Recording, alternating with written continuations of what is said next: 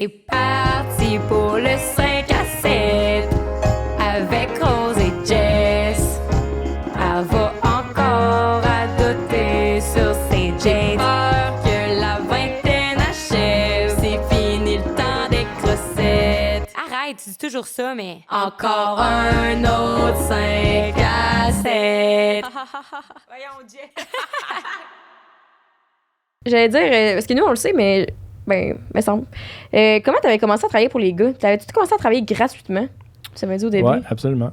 Ouais. Nicole, c'est pas business de ton entreprise. Ben, Chris, moi, ça m'a rentré, ça m'a vraiment mis les deux pieds dans le milieu, là, en fait. Ouais. Là, ça a été super bon pour moi parce que moi, je veux dire, avant, j'étais genre un gars d'entretien dans une piscine, là. Ouais.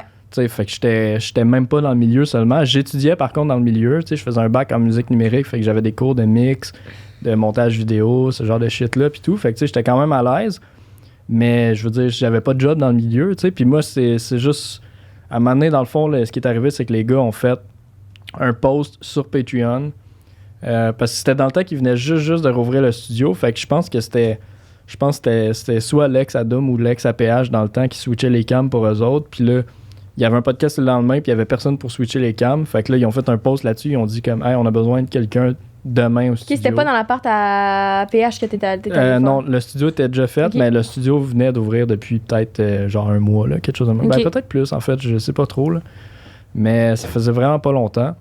Puis moi, au début, en fait, moi, c'était assez récent parce que moi, je pensais que c'était pour les aider à déménager du stock au début, tu sais. Parce que le studio venait juste d'ouvrir, justement. Fait que j'étais comme... Moi, ça a donné que je travaillais pas le lendemain, rien. Moi, j'ai suivi ce Patreon, j'aimais leur podcast. Fait que je leur ai juste écrit, j'ai fait comme, ouais, moi, je serais disponible demain. Puis je me suis juste pointé le lendemain, puis là, ils m'ont expliqué comme vite comment que ça marchait, un peu la console, puis le switcher, puis tout ça. Puis j'ai fait un premier podcast là, puis après ça... C'était genre le podcast de quoi? Sans filtre avec Ok. Alexandre Champagne. Ah ouais? Ouais, la première fois qu'il est venu. Puis 2-3 semaines plus tard, ça a été le podcast avec Lisande. Fait qu'ils m'ont juste retexté, ils ont fait comment on a encore besoin de quelqu'un, ça te dérange-tu de venir? Puis moi, au début, je travaillais, tu sais, j'avais un autre job. Puis je me rappelle, je disais à mon boss, je disais, hey, j'ai comme un petit contrat d'enregistrement quelque part, ça te dérange-tu si... Parce que moi, je faisais des journées de 14 heures des fois à ce job-là, tu sais, fait que là, je prenais des genres de 3-4 heures de loose dans ma journée, j'appelais mon boss, je disais, hey, ça te dérange-tu? Genre, j'ai comme un contrat d'enregistrement quelque part à Montréal, je fais juste un aller-retour, puis je reviens. Puis mon boss, c'était smart parce qu'il me disait, ouais, c'est correct, vas-y. Fait que là, je partais, genre, dans le milieu d'une journée de travail là-bas. J'allais comme faire le podcast des gars, puis je revenais. Tabarnak. J'ai fait ça pendant un été de temps, à peu près, tu sais. Puis t'avais pas engagé tout de suite, les gars? Temps plein? Non. Ou... Non, OK. Non. Puis maintenant aussi, j'avais fait... ils faisaient des épisodes de best-of, mettons, 2019, 2020. Mhm. Je pense que c'était 2019 dans ces années-là. Fait que c'est moi qui l'ai monté. J'ai dit comme, hey, vous autres, je sais que vous avez pas le temps de le faire, mais comme moi, ça me ferait plaisir de le faire. Fait que là, je leur avais fait un montage de même. Puis ça n'a pas été bien long, honnêtement. Je pense que c'est rendu en septembre. M'année, moi, en fait, j'ai recommencé l'université. J'avais pas fini encore, il me restait 1 an. Puis j'avais encore mon autre job. Fait que j'ai juste dit aux gars, check, moi, je serais down de continuer de venir vous aider. Mais là, avec l'université qui recommence, si je viens vous aider, il va falloir que je diminue mes heures à piscine parce que j'y arriverai pas, tu sais. Mais je peux pas faire moins d'argent parce que j'ai un loyer à payer. Fait que, basically, il va falloir que vous m'engagiez, tu sais. Puis les gars, ils ont fait comme, ben oui, on t'engage. Puis ça a commencé de même. OK, parce qu'au début, quand tu faisais les allers-retours, une été de temps, t'étais pas payé.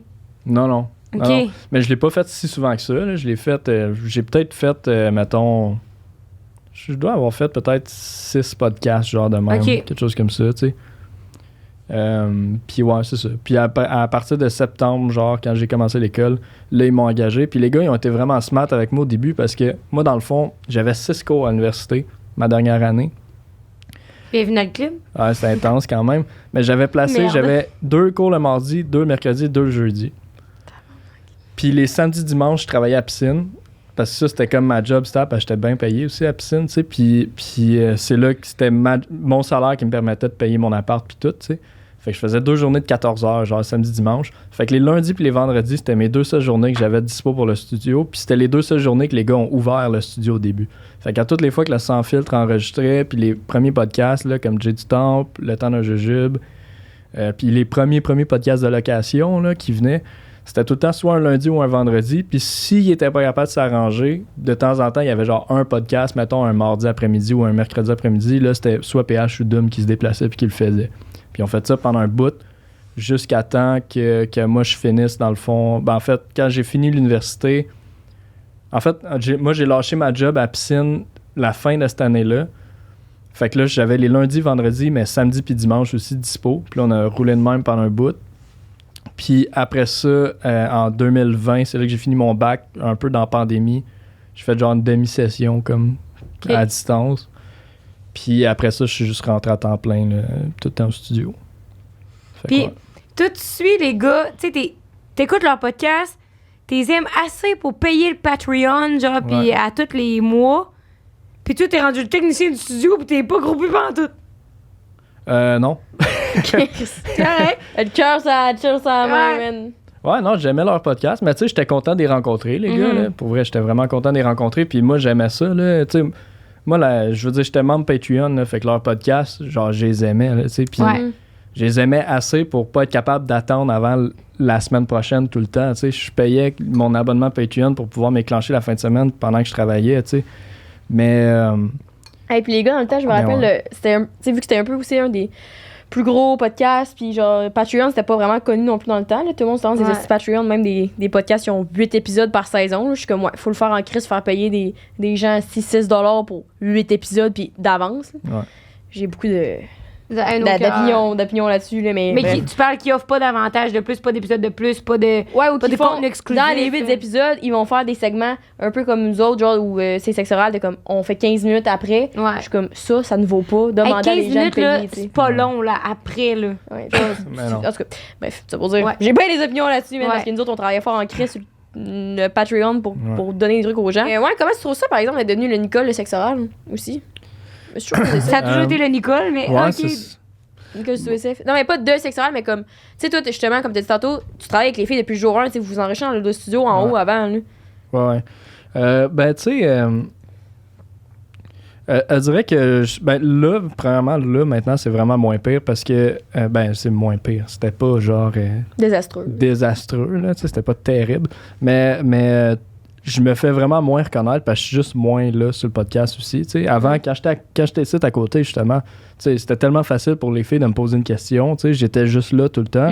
Fait que j'étais... C'est ça, c'est ça que j'aimais de ce que je disais tantôt, c'est que quand j'étais là avec le monde, j'étais plus impliqué dans le truc. Genre, pis ça, je trouvais ça nice quand même, tu sais. Ouais. Genre, tu te rappelles de l'épisode avec nos ex parce que t'étais dans le studio avec nous autres, tu les as pas vu rentrer de le salut. Puis... Ouais, exact, c'est ça, tu sais. Fait que dans ce temps-là, je me faisais... Il y a eu une période où c'est que je me faisais reconnaître d'un bar, puis le monde venait me parler de mon anus en plus, là, parce qu'il y a genre des extraits... Oui, de l'anus de Nicole. Que je parlais de mon anus, dans le fond, qui sont sortis, puis j'en ai parlé sur Sans Filtre aussi, fait que, tu sais, à peu près en même temps, tout ça, fait que à un moment donné, genre, ouais, je me faisais reconnaître dans des bars, puis je me faisais venir parler de ça.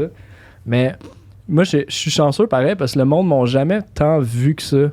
Ils m'ont surtout entendu, tu sais. Fait que c'est juste ta voix qui est reconnaissable que... Ouais, puis même là, je veux dire, tu sais, faut que tu sois vraiment allumé en crise, puis il faut que tu aies écouté les bons podcasts pour reconnaître ma voix dans un lieu public, puis faire comme « Oh shit, c'est toi, Nicole! » Tu sais, fait que j'ai jamais eu de... Ça n'a jamais été problématique, mettons, non, là, ça, là, tu sais, pour moi, là. Mais comme, ouais, c'est arrivé un peu. Mais honnêtement, par rapport à sexe oral, tu sais, ce genre de... Pour répondre à cette question-là, en fait, c'est que je m'en rendais pas tant compte de ce qui se passait, tu sais. Elle dirait que quand j'entends le nom Nicole, pour moi, c'est comme une espèce de personnage, comme à la troisième personne que je vois qui a comme fait son chemin un peu, mais comme qui est un peu détaché de moi, parce que c'est pas ce que je vis nécessairement dans ma vie privée, tu sais.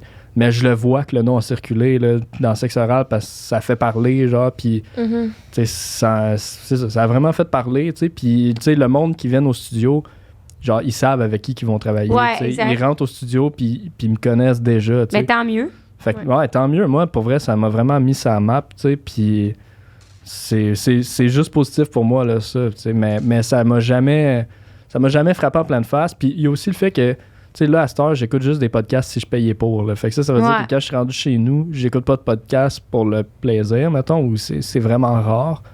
Fait que, tu sais, même si je passe dans un podcast, puis les filles me parlent, puis après ça, le podcast sort un mois plus tard, puis ça fait réagir un peu ces réseaux sociaux, moi, je m'en rends même pas compte parce que... Tu t'en souviens même plus. Je m'en souviens même plus, Puis, genre, je retourne pas voir le podcast, je vais pas voir les commentaires. Tu sais, je suis pas tant actif là-dessus, ces réseaux sociaux non plus. Ouais.